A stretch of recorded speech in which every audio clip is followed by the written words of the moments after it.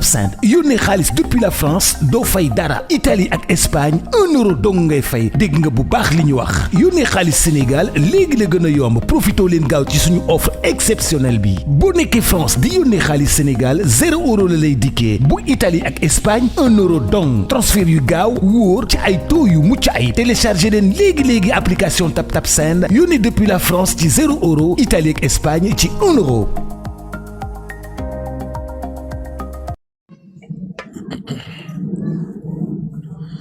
ayca mbokki amateurs yi maa ngi leen di nuyu bu baax di leen wax bismillah macha allah Dev Live la ma diaspora man maa ñëwaat tey son bi maa leen wala ma jegeel kii bi tuuti ngeen gën ma dégg voilà 13h20 ma jot fii ci Paris donc tey le 3 avril 2026 di leen sant bu baax vraiment ku sant ni doo gaaw sant yàlla di julli ci Yonent bi di wax allahumma salli ala sayyidina Muhammadin wa sallim nuyu waa kër Insa Ruuhullaahi moom Mariama ma sall kilifa diine kilifa aada ak kilifa politique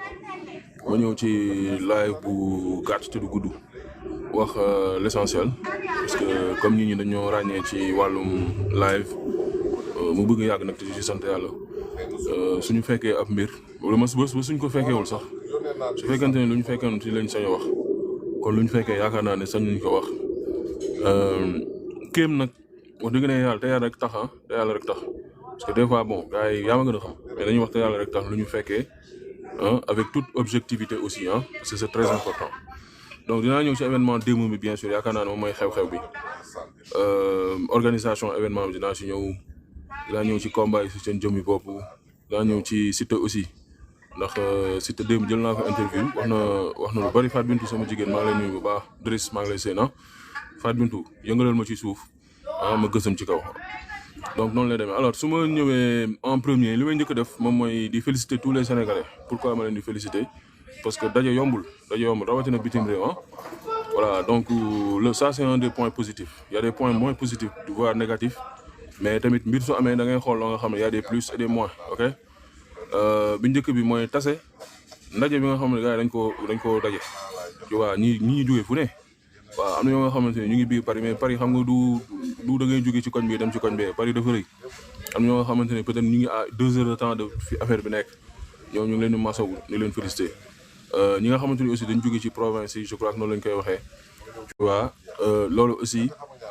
ñu leen di masawu ñi dawal man gis naa ay nit yu dawal ba Espagne ñëw ñu jël avion jógee ay Londres ñëw ñuy jógee ay Italie ñooñu ñëpp wax dëgg ne yàlla man ñoom sax laay gën a féliciter ñoom laay gën a féliciter waaw parce que yow ñu ma gënoon gis ñu bare ñi dama doon dégg affaire yooyu ñoom gis naa leen donc loolu côté boobu moom je trouve que ni ça a été une réussite n'est-ce pas waaye suñu ñëwee ci li nga xamante ne nii moom mooy ci wàllu organisation man waxoon naa démb benn live xam man démb laa njëkk live di leen ko wax na leen affaire yi organisation dafa des y a beaucoup de choses à revoir énormément de choses yoo nga xamante ni war nañ ko mën a wax man je vais commencer d'abord par les billets prix du billet di remercier suñu sponsors yi aussi TapTap Send bu baax di leen wax gars yi daw leen ngeen télécharger application bi bu baax dem tamit ils ont représenté dignement comme ni ñu koy defee à tous les événements xam ngeen ko xamee ngeen ko bu baax ak Sofaji Events aussi moom moo nekkoon ci organisation bi démb bokkoon na ci 77 411 78 77 donc pour vous dire organisation Paris Sofaji da ci nekk organisation Sénégal aussi Sofaji Events da ci nekk donc woo leen soo leen bëggee ñu organiser leen te bul kii sa événement parce que soo xoolee démb événement bi amoon fee sax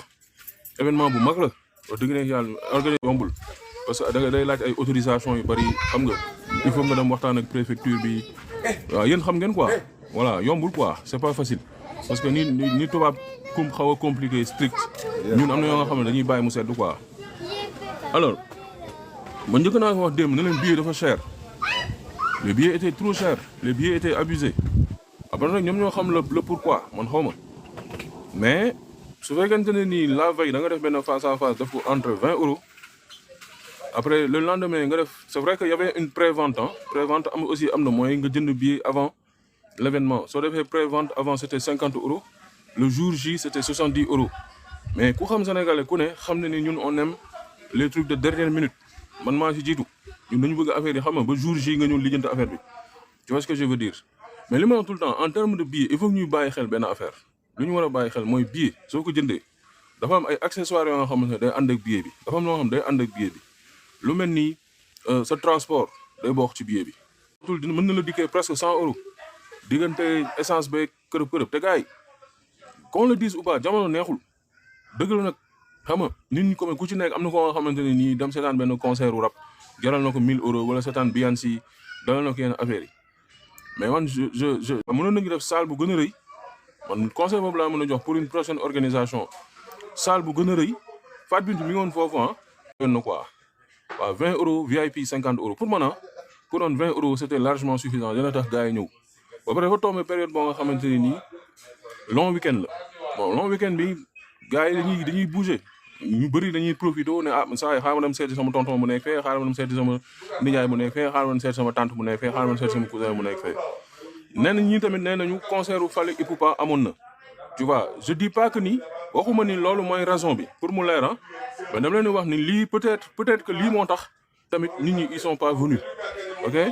donc concert u Fally Ipupa bi aussi mën na jouer ci affaire bi parce que Fally Ipupa aussi c'est un artiste international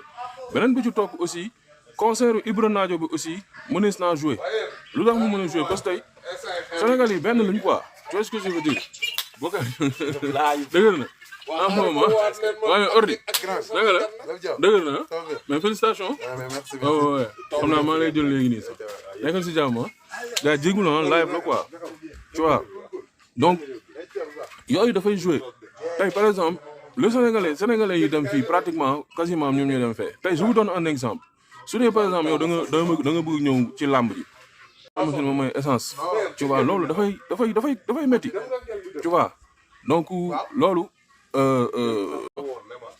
j'étais cant yi aussi jarwatul bon tout ça ay affaire la beneen affaire moo nga xam man seetlu naa aussi mooy c'est le problème de parking man personnellement peut-être je parle en gauche musuma organiser tu vois mais man bi may nekk Montréal dama daan gis soo bëggee organiser benn affaire boo nga xamante ne nii maanaam du am ay problème de parking du am ay problème de prix da ngay dem hors de Montréal ay Laval ñu nekk Québec duñu ma bàyyi ma fen da ngay xaw a sori Montréal tuuti dem peut-être à 30 kilomètres 50 kilomètres nga xamante ne en fait y a un parking super gratuit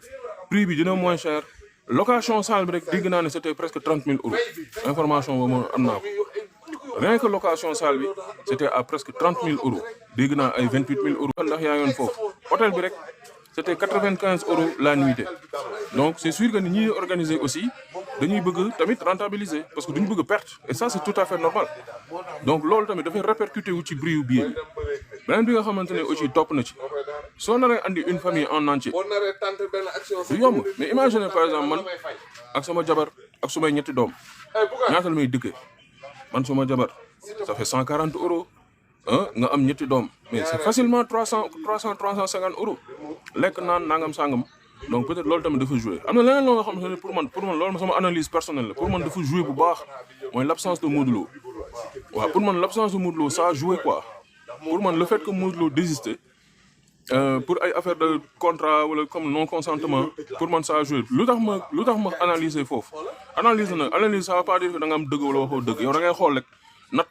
sa xel fu mu toll nga teg ko ci kaw table bi après ku nekk tamit nga xool parce que Modou Lo dafa demoon Montréal les gars bi Modou Lo demee Montréal salle bi dafa feesoon dëgg la salle yi tolloowul dëgg la salle boobu peut-être ay 1500 la doon def affaire demee noonu mais man gëm naa ni su Modou Lo ñëwoon quoi parce que ak lu waaye mën a wax Modou Lo ko mën a mobiliser la te ku nit ñi bëgg la ñun ñu ngi ci réseaux sociaux yi quoi n'est-ce pas su Modou Lo di bëre da ngay xam ne ni Modou Lo mooy bëre du n'importe qui ci làmb dafa bëri ay supporters bëri ay nit ñi maanaam ay moom ay supporters am daf leen jaral da leen di jaral ñu ne Modou Lo mi ngi fii da nga gis ku nekk ba kilo koro mu ne comme Modou Lo day ñëw kon man dinaa ñëw seetaan ko bon après on dira que ni Balla Gaye mi ngi woon foofu et tout mais fi Modou Lo toll ci làmb fu mu toll nii il s'est mobilisé moo tax man dama jàpp ni son absence a quand même un peu joué quoi waaw son absence a quand même joué waaw au moins am na 100 200 300 personnes yoo nga xamante ne nii ñëwuñu ndax Modou Lo te su leen leeral na Modou Lo day ñëw donc après nag bon c'est quand même mën naa ne loolu c'est un peu dommage. alors beneen affaire boo nga xamante ne aussi lu ñu war a améliorer la prochaine fois mën naa ne c'est le bruit il y avait beaucoup de bruit quoi il y avait un problème de sonorisation foofu noonu xam nga ñi mee seetaan ci live ñu bëri ñu woon foofu donc ñu mën nañ ma doy nañ ma seede bruit bi tu vois da nga daan gis par exemple micro central bi ak tëggkat yi daanuñu déggoo quoi daanuñu déggoo affaire day def égo rëg ak kii di wax donc Khadija Noé la maa ngi nuyu ba elle était là-bas donc y avait un manque de coordination quoi des fois Père Bécaye day wax sax tëggkat yi duñu arrêté donc loolu dafa amoon ci biir aussi y avait trop de personnes maanaam ci enceinte bi noonu dafa bëri nit mën naa ne ñoo fa feesoon ku ne bëgg a filmer parce que dama jàpp man loolu suma analyse personnelle la quoi dama jàpp ne événement su amee kii def division bi comme par exemple seen affiche bi di wane rek pour man doy na sëkk pour man ñi division bi loolu rek doy na sëkk mais ku ne bëgg jug ku ne bëgg filmer ku ne bëgg tu vois loolu à un moment donné du jàll accompagnant yi bëri na nit ñi bëri nañu ñun fi ñu toogoon noonu ci suuf sax des fois pour nga gis problème parce que gis ay gars yoo xam dañu ñëw romb bon c'est vrai que ni tamit le point positif mooy amul woon sécurité force de sécurité. loolu ci côté boobu noonu mooy man damay seetlu en général su dee Sénégal la maanaam il faut que mu am policier pour ñu mën a organiser mais chaque fois suñu demee dëkk tubaab bi rek soxlawuñu policier loolu day nekk benn organisation moo nga xamante ne xam nga loolu tamit pour man lu ñu war a mën a xoolaat mais ci kii bi moom ci enceinte bi non y avait trop de personnes mbër yi soxlawuñu 50 accompagnants yaa nañu woon dëgg mbër bu nekk dugal nga au moins 10 personnes presque mbër bu nekk war nga dugal surtout mbër yu mag yi ku ci nekk dugal nga presque 10 personnes dafa mel ne dañu bëggoon jël environnement arène nationale andewaat ko Paris te loolu mënul nekk il fallait que ku nekk maanaam mu am maximum 3 personnes yu la bunge mu doy filmekat yeeg sama classe gi nii borom téléphone yëpp ñu dem toogi ne tu vois ñun ñëpp ñu dem toogi noonu waaw donc waaw gars yi ñu ngi may signalé waaw ñu ngi ma naan xaar leen ma déplacé wu may leen ma déplacé wu may leen ma déplacé wu ma jéem a déplacé wu pourtant le bruit est un peu trop voilà bon c'est le bruit ah may leen ma déplacé wu ma jéem a xool léegi fan laa mën a toog fu kii ana fan laa mën a toog fu xaw a ma dem ci fond bi ne ah waaw wala kaay ci néeg bi waaw néeg bi dama waaw gars yi may leen ma tuuti rek ma off caméra bi maa ngi ñëw léegi nii c'est bon wala c'est pas bon xam nga donc loolu lu ñuy seetlu la ah donc pour man yooyu yu ñu mën a régler la gars yi man j'avais très tôt dit n'est-ce pas ni après avant la veille premier face à face bu ñu def c'était improvisé te man li ma wax tout le temps ñoom Beuz ginnaaw bu ñu leen sul félicité ah wax dëgg na li ma wax au début mais duñu ay gan ci organisation nekkuñu ci gan yàgg nañ ci organisation à leur propre journée que ce soit journée jàmbur kon xam nañu lan mooy organisation kon je pense que ni ils devaient prendre le devant xam nga salle bu ñu loué dafa cher ils ont loué une salle trop chère tu vois ce que je veux dire il y avait trop d'invités il y avait énormément d'invités te invités yooyu yaa leen à la charge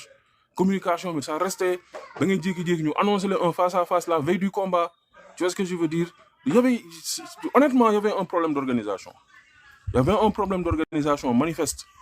il y avait un problème d'organisation te bon man dama jàpp ni suñu exporté au dëkk tubaab bi c'est pas pour faire moins quoi c'est pour faire plus man je suis une personne très exigeante parce que je me dis que am na yoo xamante ni y a aucun détail parce que bu ñu ko annoncé ça fait des mois et des mois pour rappel pour ñu ko xamul c'est mélangé comme ni ko Noël laa waxee combat bu ñu njëkkoon tëgg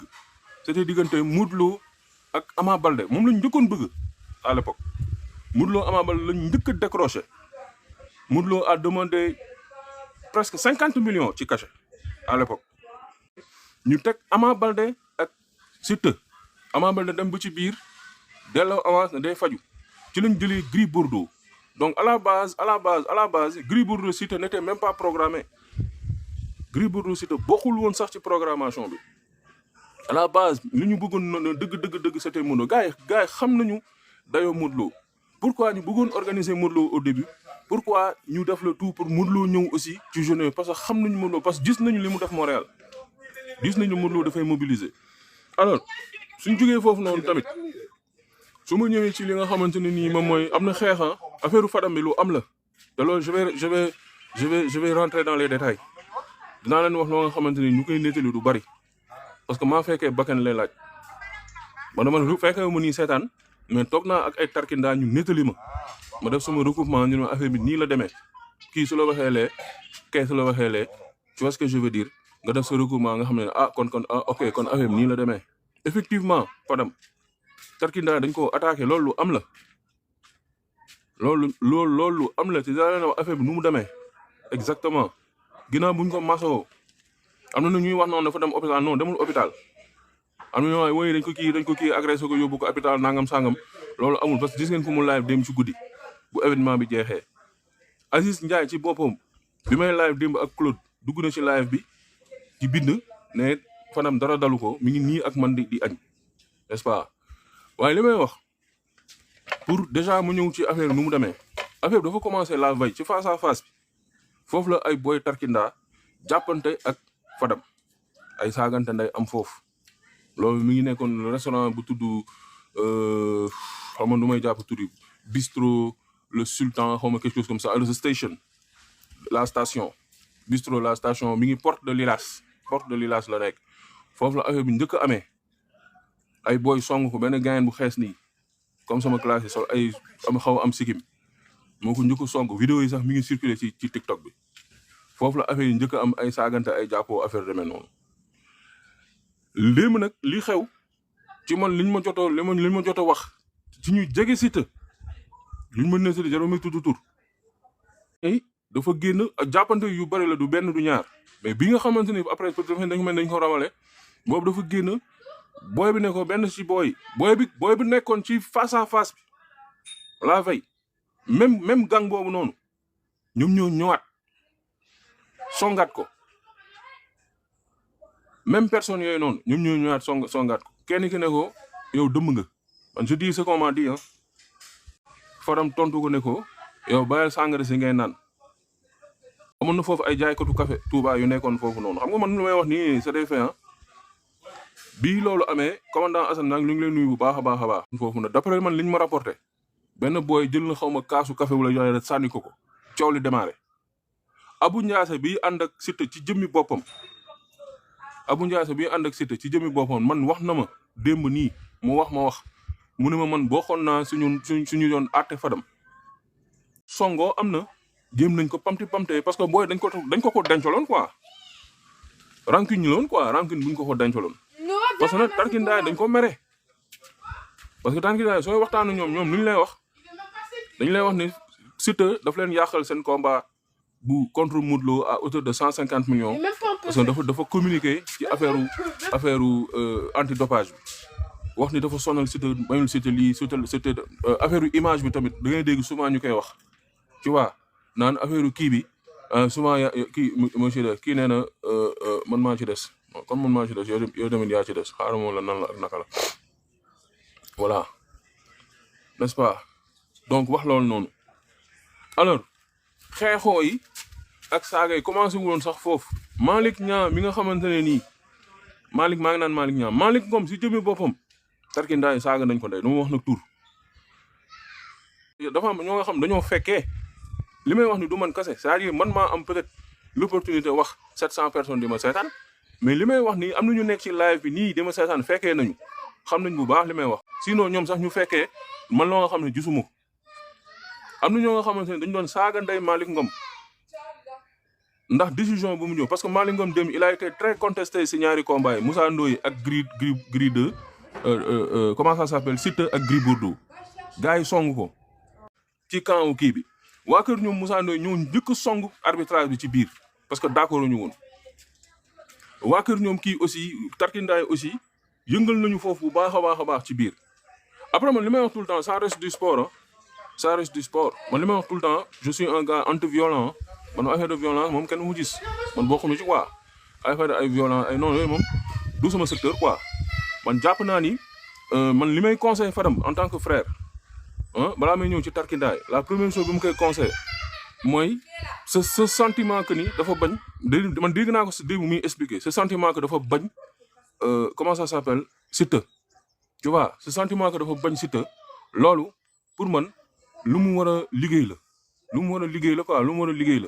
qu'est-ce qui se passe en réalité entre ñoom pourquoi ñoom ils se sentent tout le temps visés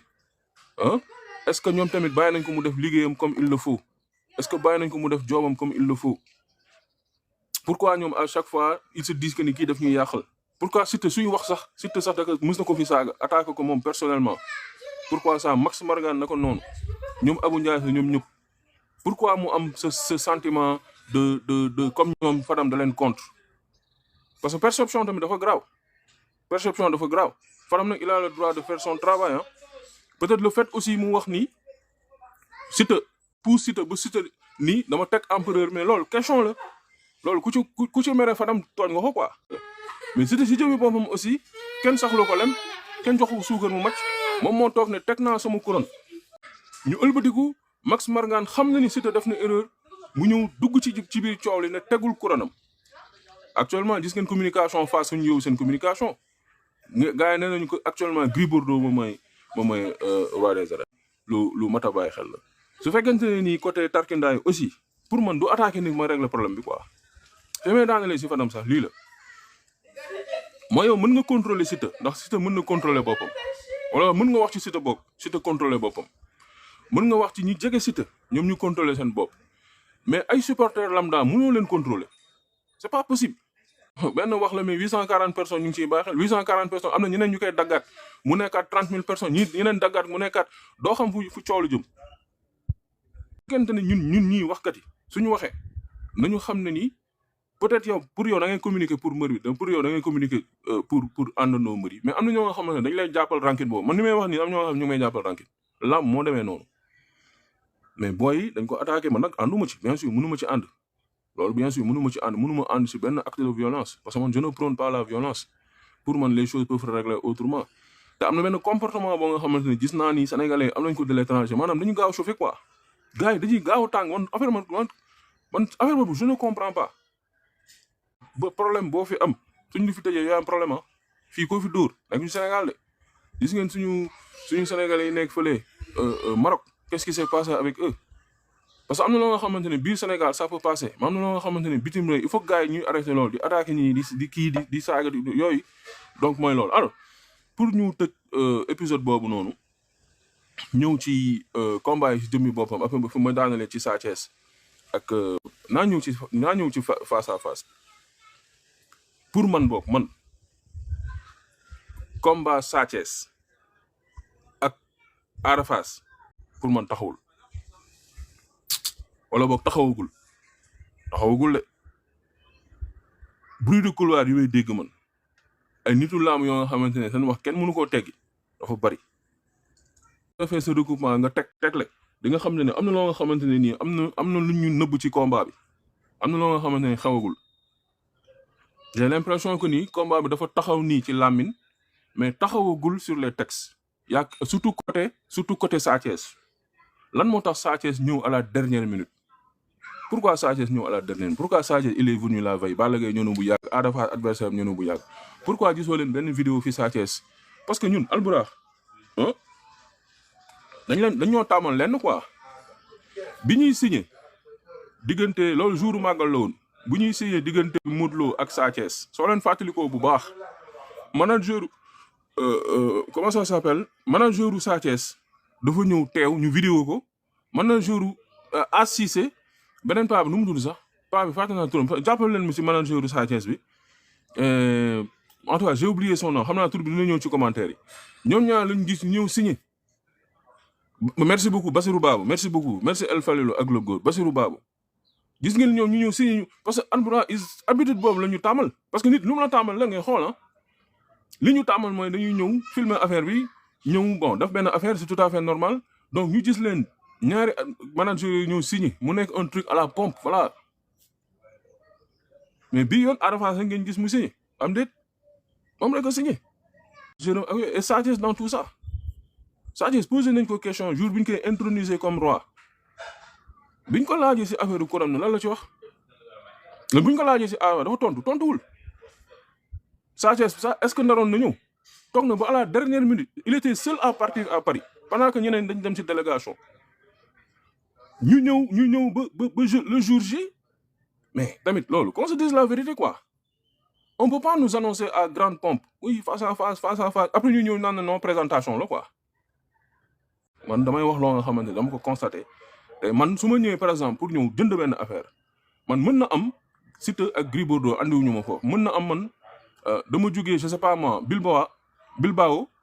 laa jugee pour ñëw seetaan Ada Fass parce que fan sa Ada Fass la wala pour man dama ñëw pour seetaan Sa Thiès parce que fan Sa Thiès la ma ñëw pour seetaan seen face à face ni ma seetaanee woon Sa Thiès ak Modou Lô wala leen loolu gisoo leen ko Montréal Sa Thiès Modou Lô gis leen ñu def vrai face à face ñu poser leen ay questions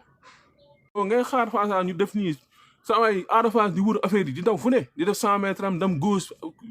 Sa Thiès ñëw fii ànd ak Balla Gaye show bi voilà loolu yëpp nice ñun ñu taxaw tranquille comme ñëpp di xaar ñoom ñaar ñu def seen face to face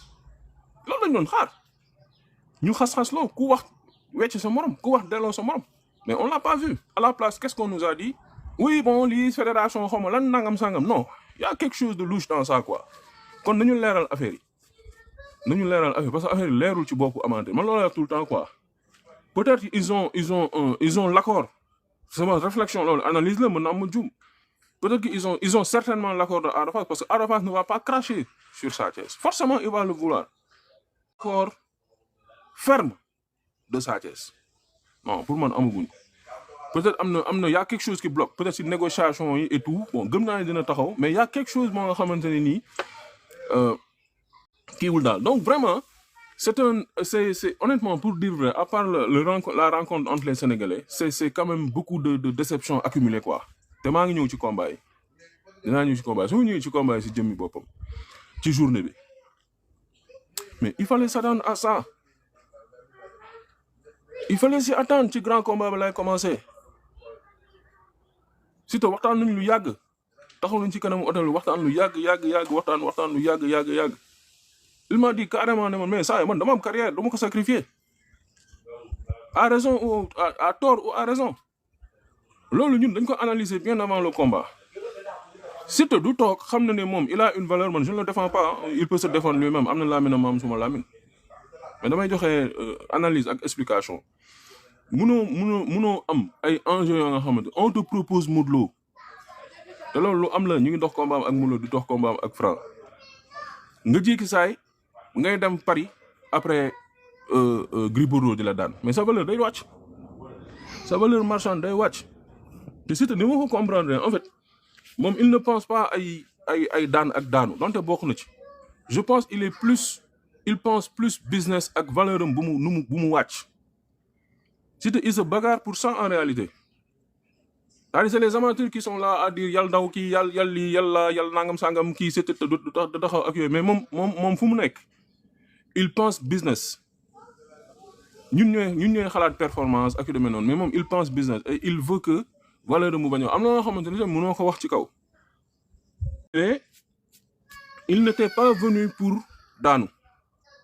te loolu képp koo nga xamante ne ni am nga gis-gis da nga xam ne si que da ngeen bëggoon Siteu ñëw di xataraay di reyante Gris Bordeaux daan ko jël bu rëy mais sa valeur va descendre ce qui se passe à Paris ne reste pas à Paris je suis désolé. What happened in Las Vegas? Don't stay in Las Vegas. Guy stays in Las Vegas, but no, not anytime. Des fois dafay tuxu lépp lu xew Paris day ñëw Dakar te duñ ko fa fay loo nga xamante ne dañ koy fay Sénégal. Rien à gagner. Léegi su ko daanoon jël bu mag qu'est-ce qu'on va dire? Rien. Pour man l'erreur qu'il a commise, il devait signer avec Albourakh pour le mois de juillet bañ a def année blanche. Mais si c'est pour aller aussi en France pour servir aux amateurs ceci dañ ko sañ a wax gars yi ñun vous savez ñun en tant qu'amateur qu'est-ce qu'on cherche? On cherche le spectacle.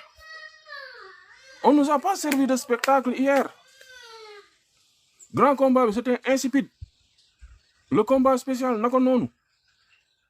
Combat Petit Lo bi 4 appuis la jeexee. Benn combat nga mën a taxamtu ko nga xam ne lii combat la muy diggante ordinateur ak Obali. C'était le seul vrai combat. Li ci des yëpp du n'importe quoi ak peut-être Colifay ak cartouche te Colifay moo mën par cartouche. Colifay moo mën cartouche. te Colifay day entraîner cartouche kañ la gëj a bëri. Les amateurs on n'était pas servi. Gars yi ñii duñu ay professionnels ci simple ay professionnels ci lutte avec frappe la. lañu c'est des professionnels en termes de lutte avec frappe hein foofee la ñu mënee donc y avait trop de calculs yoo nga xamante ne nii Siteu n'est-ce pas day ñëw il va tuer l'enjeu du combat day du ko bëre.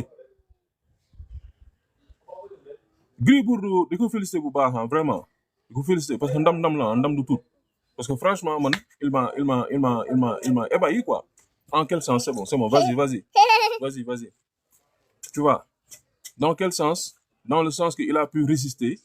tu vois, vu son âge, franchement, il s'est entraîné. Parce que depuis Canada, il y a un disque qui est dans le bon sens, bien sûr. Comprendre que, ouais, il a fait des efforts, quoi. Il faut le lui accepter. Après, il a dam aussi, hein. Bien vrai que en France, mais dam de tout. Il est en compétition. Si tu as un contre Balagé. Donc du coup ci félicité waaye aussi di moom ak Maodo bu mu leen félicité ñoom ñaar façon bu ñuy bëri aussi loolu nag moom franchement su dee noonu la ñu continuer seen carrière su dee Gris sax mën nañu ko nangul y a pas de souci il est vers la sortie mais Maodo moom su fekkente ne ni noonu la bëgg di bëree ah non loolu kon du gaaw am adversaire parce que su fekkente ne tu fais 160 kilos et tu ne bouges pas fi nga taxaw kan moo lay daan doo neex naan. Il a une victoire, il faut féliciter. Donc, je me dis que le match nul la nekk sama gis-gis parce que bon, l'arbitrage aussi, gars yi casse nañ ko lu bëri wax naa ko au début. Mais gars yi suñu sentir que yow tu fais aucun effort, suñu sentir que yow fi nga taxaw ngeen moo leen ëpp doole moom. Gris 2 moo pour man bokk na ci ñu ëpp doole ci làmb ji. Moussa Ndoye man dama koy tàccu quoi Moussa Ndoye parce que dëgg il a tout fait, il a tout tenté comme dirait l'autre. waaye nag saa waay ku la ëpp doole mënoo ko jaay doole ah waaw mais nag démb ñoom ñaar stratégie bu ñu c'était une stratégie payante parce que moom moo leen may ñu am victoire par avertissement mais nag su dee da ngay taxaw nag def 180 kilos di xaar keneen ki bëri pour non loolu tamit du neex donc franchement c'est pas parce que dafa toog fii di ma koy wax mais combat ordinateur ak Obali daal moo fa nekkoon Donc, comme encore une fois, le casting, par rapport à Montréal, le casting quand même n'était pas mal. Hein? Le casting n'était pas mal. Parce qu'on a vu à pire, à Montréal, on nous a servi de Liu Diane Songotine, un combat moins lolo, mais bien quand même, le niveau était un peu plus relevé.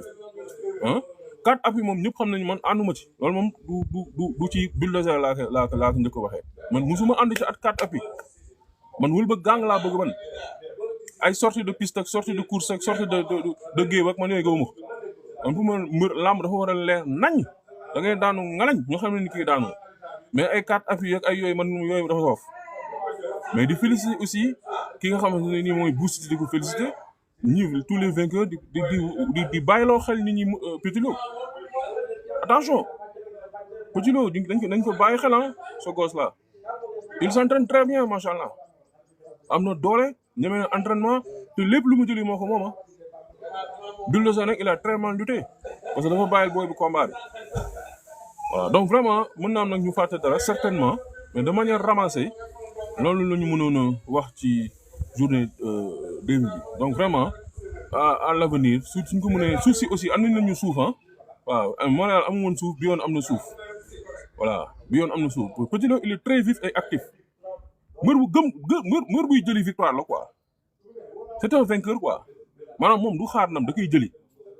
et il fait les efforts pour il s'entraîne pour ça il combat pour ça day bëri pour loolu day dem jëli action bi moo tax il gagne il n'y a pas de secret une victoire ça ne s'attend pas ça va se chercher parce que soo ko xaaree rek victoire bi en général du neex wala du neex amateur yi donc loolu nañ ci bàyyi xel donc vraiment l'organisation nañ ko xoolaat bu baax une prochaine fois certainement il va y avoir une prochaine fois parce que lii tamit c'est un festival et un retrouvaille entre Sénégalais mais nañu bàyyi xel bu baax li Dev Live di wax li chroniqueur di wax te nañ ko wax aussi de manière objective man dama fekkee mu gis ay affaires yoo nga xamante ne nii c'est à améliorer beaucoup de choses et des choses yoo nga xamante ne aussi vraiment ça va donc loolu lañ mënoon wax Ada Fass bon comme d'habitude il est venu il a fait le show à la Ada Fass tu vois ndax Gris foofu laay daanalee ndax Gris moom mooy nouveau roi des arènes loolu mooy coow li loolu Siteu moo ko may Siteu moo ko may même su fekkente ne officiellement nekk ko mais le seul fait Gris c'est un communicant Gris waxkat la dafa mën a wax macha allah le seul fait muy communiquer ba di wax ne maa daan empereur mais soo daanee empereur kon yow loo doon damay laajte ku daan empereur loo doon nan ngay woowee sa bopp man su ma doon bëreeg Sa Thiès ma daan Sa Thiès nan lañ may woowee ki daan Sa Thiès lañ may woowee wala roi des arènes ku daan roi yaay roi ku daan empereur est-ce que doo empereur on se pose des questions waaye lii tamit du wàññi valeuru Siteu attention du wàññi valeur am du ko wàññi du wàññi valeur am parce que il a su négocier le combat ba génn ci pour man ñoom ñaar kenn perte ci amateur yi ñoo perte pourquoi ma ne leen ñoom ñaar kenn perte ci parce que Siteu dina fexe ba nga xamante ne ni daanuwul maintenir na niveau fu mu ne maintenir na valeur marchande am le grand gagnant nag c'est Gris Bordeaux gis nga ni mu communiqué jox leen ma franc parce que ndam saa moo mel noonu il va se présenter comme le nouveau empereur Siteu da koo may chance mu ñëwaat ci biir làmb tout Paris bi yëpp ah maanaam pour Gris Bordeaux la woon Gris Bordeaux moo gagné lépp il a tout raflé tout et actuellement il se relance dans la course su ko neexee mu laaj franc nit kañ mooy naan moo franc moo ko mën wala ñu nangam franc mais su ko neexee mu laaj ko. Zarko dafa daan booy nii mën nañ leen may chance un troisième combat contre balle damay wax nii rek donc mi ngi noonu alors pour ne pas trop durer vraiment di leen sant bu baax di leen gërëm di wax ni loolu daal moom mooy constatation yi n'est-ce pas mooy organisation événement bi si jëmmi boppam prix billet yi problème de parking yi bruit bi fa nekkoon et tout incident ak Fadam ak Tarkinda yi loolu am na fa xam nga interview bi nga xam ne def naa ko ak Siteu aussi Siteu il se sent combattu quoi c'est ça le mot Siteu il se sent combattu Siteu dafa jàpp ni que moom maanaam amul bàjjen ci làmb ji que benn nijaay la am ak benn maanaam ku koy jàppale ci làmb mooy Max ak Tarkinda yi Siteu il a ce sentiment Siteu n'a pas le sentiment d'appartenir à une coalition ci ay coalition maanaam am ay mbër yu nekk coalition Alburax ak ay mbër yu nekk coalition Jabar ak ay mbër yu mais moom dafa jàpp ni mbër la moo nga xamante ne nekkul ci benn coalition donc day dem avec cette idée dañ may xeex kon man il faut pas que ma daanu parce que bés bu ma daanu ñii dañu bëgg ma daanu pour man noonu lay doxee alors di leen sant bu baax di leen gërëm lépp loo nga xamante ne wax nañ ko fii mu nekk heure ngeen jégal ñu ko bu baax a baax wax ci direct dafa métti te tamit waxuñu pour avoir le monopole de la vérité loin de là mais dañuy wax suñuy loo nga xamante ne c'est des constats des choses yoo nga xamante ne on l'a remarqué lu tee làmb tamit dana continuer di fonctionner il faut juste tirer des enseignements du côté sportif comme du côté organisationnel comme à l'avenir ñu xaw ko ñu rectifier waat ko tu vois donc mi ngi noonu alors nañu bàyyi xel affaire yi bu baax di bàyyi xel aussi ni ñu nekk ñu fii bu yàq xam nga au Sénégal dafa xawoon naqaree wax ndax soo waxee côté amateurs yi ils vont te dire que way diw il est vendu diw il est lii di wax ay affaire fekk na ñun yàlla xam na ni ñoo demal suñu bopp parce que ay nit ñoo ñu jàppale ñu dem mais demuñu ci benn entité donte ñu dem ñi nga xamante ne ñoo yem ci entité tamit dañuy war a dem ci ay entité tu vois man je suis parti en freelance tu vois di si remercier bu baax ñi nga xamante ne ñoom ñoo si wàcc mel ni commandant Assane Boye Assane Cissé ak sama soxna wax dëgg nekk yàlla jàpp nañ ci bu baax a baax ku def lu rëy am lu rëy ku la defal tamit da nga koy wax ci pénc àdduna noonu la tu vois donc beneen bi ci topp aussi moom mooy ñun tamit ay lantinoor lañ tu vois lépp loo nga xam ne gis nañ ko on fait passer le message tu vois pour comme ça ñi fekkeewul ñu xam ñu jéem ko analyser aussi ak pour d'accord beneen sens bi aussi ñun waxuñu pour xam nga ñun suñu position li ma wax tout le temps on est un peu au milieu côté bii nii mën am na yoo xam ne leen neex côté amateur yi il veut que yow nga nekk un gars boo nga xam tout le temps da ngay dóor di dóor côté organisation aussi mën nañu non kii nangam sangam kërëb promoteur yi encore mais c'est ça le charme d'être un chroniqueur xam nga moom mooy le fait que ni da ngay jéem a wax boog voilà non je suis tranquille c'est posé je t'assure ouais j'ai même fini là merci hein donc gars yi ñu def noonu on se donne rendez-vous ci kanam ma dugal live bi nii su ma paree après ma ñëw ci ki nga xamante ne nii moom mooy ñoom docteur Jules dinañ ñëw ci kanam Assane Cissé dinañ ñëw ci kanam bien sûr xam naa maa ngi ñuy jël ordinateur léegi mi ngi fii kon Dave Live bu Lamb Diaspora man daw na Avec TapTapSend, 0 frais d'envoi depuis la France. 1 euro seulement depuis l'Espagne et l'Italie. Oui, vous avez bien entendu. Envoyez de l'argent vers le Sénégal et profitez de notre offre promotionnelle exceptionnelle. Depuis la France, payez 0 euro de frais d'envoi. Depuis l'Espagne et l'Italie, seulement 1 euro dans le cadre de cette offre spéciale. C'est le moment de soutenir vos proches au Sénégal. Des transferts rapides, sécurisés et toujours à des taux avantageux. Avec l'application TapTapSend, envoyer de l'argent n'a jamais été aussi simple. Téléchargez l'appli dès aujourd'hui et envoyez plus en payant 0 euro depuis la France et seulement 1 euro de frais d'envoi depuis l'Italie ou l'Espagne. Offre promotionnelle limitée, les taux de change s'appliquent.